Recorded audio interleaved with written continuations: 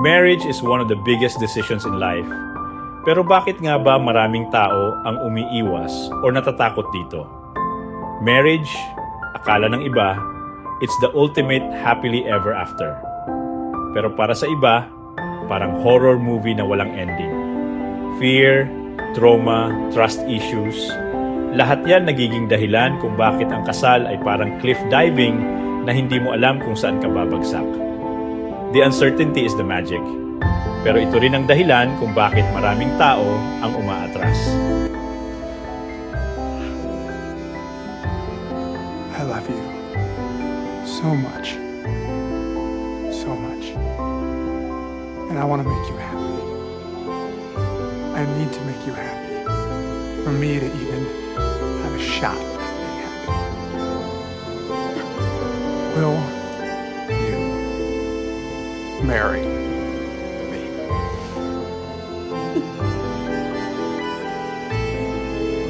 Hi, I'm Coach Jay, and welcome to my channel. Okay, let's go.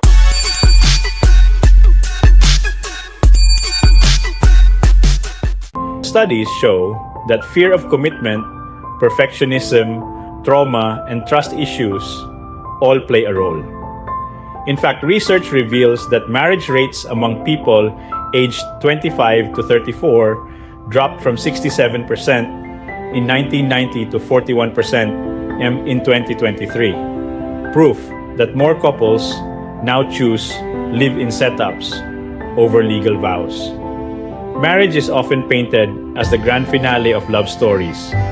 Pero sa realidad, marami ang kinakabahan. Some see it as a leap of faith, others as a trap. Statistics show declining marriage rates worldwide, with more couples choosing cohabitation instead of legal vows. The fear isn't just about commitment, it's about the unknown, the imperfections, and the possibility of heartbreak. This is why marriage sparks endless debates between those who embrace it and those who avoid it. Just shut up. You had me at hello. Hello.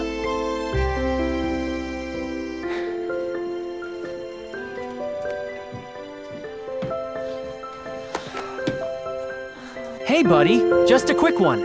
If you like it here, please subscribe and follow me for more videos. Kung titingnan mo ang psychology, may term na gamophobia, the fear of marriage. Hindi ito simpleng takot, kundi deep-rooted anxiety. Studies highlight na past experiences, broken families, or failed relationships often shape this fear. Some people carry trauma, kaya ang idea ng lifelong commitment feels like a prison sentence. Others, perfectionists, think marriage must be flawless. Kaya, kapag hindi perfect ang partner, they hesitate. Yung iba naman, talagang malas lang at hindi tinamaan ng pananikupido. Economics also plays a huge role. Rising costs of living, unstable jobs, and shifting gender roles make marriage look like an expensive gamble. In the Philippines, marami ang nagsasabi na mas practical ang live-in setup kaysa magpakasal. Mas madali, mas flexible, at walang legal complications. Pero sa ibang kultura, marriage is still seen as the ultimate validation of love. Trust issues also fuel the fear. With social media exposing infidelity scandals daily, people wonder if forever is still possible.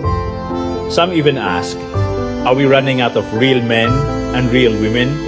Or are we simply redefining what real means in relationships? Interestingly, psychologists argue that the uncertainty of marriage is what makes it meaningful. Hindi mo alam kung saan ka dadalhin, pero doon nagiging exciting. It's like diving into the ocean. Scary, unpredictable, pero full of discovery. That's why marriage remains both terrifying and beautiful. Final message. Marriage isn't about eliminating fear. It's about embracing it. The anxiety, the imperfections, the unpredictability, lahat yan parte ng journey. Some people will choose cohabitation, others will take the leap. Both are valid, both are real. The catch is this: marriage forces us to confront our deepest insecurities. It tests our ability to trust, to forgive, and to grow. Hindi ito tungkol sa pagiging real man or real woman. It's about being real enough to face the unknown.